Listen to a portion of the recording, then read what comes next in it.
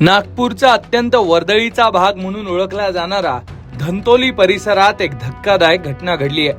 धंतोलीमध्ये राहणाऱ्या एकाच कुटुंबातील तब्बल 5 सदस्य अचानक बेपत्ता झाल्यानं परिसरात एकच खळबळ उडाली आहे. 24 जून पासून हे कुटुंब बेपत्ता असून कर्जाच्या ओझ्यामुळे त्यांनी टोकाचं पाऊल उचलल्याचा संशय सुद्धा व्यक्त केला जातोय. धंतोलीत राहणाऱ्या 71 वर्षीय श्यामसुंदर परसवानी यांनी धंतोली पोलीस ठाण्यात आपल्या नातेवाईक कुटुंबाच्या बेपत्ता झाल्याची तक्रार दाखल केली आहे. श्यामसुंदर यांचे दिवंगत भाऊ सुरेश परसवानी यांचं कुटुंब या परिसरात राहतं. यामध्ये 57 वर्षीय हर्षा परसवानी, 42 वर्षीय जितेंद्र परसवानी, 40 वर्षीय इशिता, 21 वर्षीय खुशी आणि 12 वर्षीय कृष्णा यांचा समावेश आहे.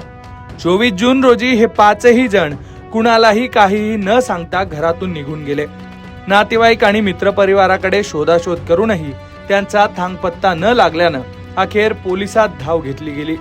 पोलीस तपासात या सर्वांच्या मोबाईलचे शेवटचे लोकेशन पुण्यात आढळलेत. या कुटुंबावर मोठ्या प्रमाणात कर्ज असल्याचं समोर आलं असून कर्जाची परतफेड न झाल्यामुळे त्यांनी घर सोडल्याचा प्राथमिक संशय व्यक्त केला जातोय. पोलिसांकडून मिळालेल्या माहितीनुसार या प्रकरणाचा सखोल तपास सुरू असून पोलीस या सगळ्या सदस्यांचा शोध घेत आहेत.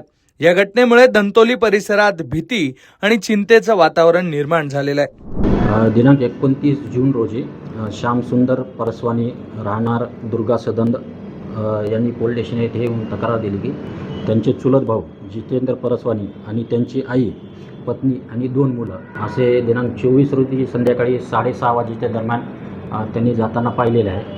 आणि त्यानंतर 4-5 दिवस झाले तरी त्यांचा काही संपर्क झाला नाही आणि ते घरी पण आले नाही. मोबाईल लावला असता स्विच ऑफ आहे त्यांचा असं त्यांनी सांगितले.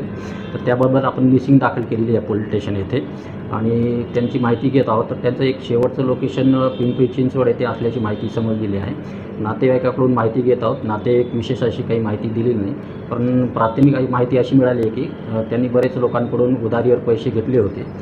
त्याचं जास्त पैसे झाल्याने आणि ते आता देऊ शकत नसल्यामुळे ते इथून निघून गेल्याची अशी माहिती आहे. प्राथमिक अधिक तपास चालू आहे. पोलिसांच्या तत्परतेमुळे मोबाईल लोकेशन वरून या कुटुंबाचं शेवटचं लोकेशन हे पुण्यात असल्याचं कळलं.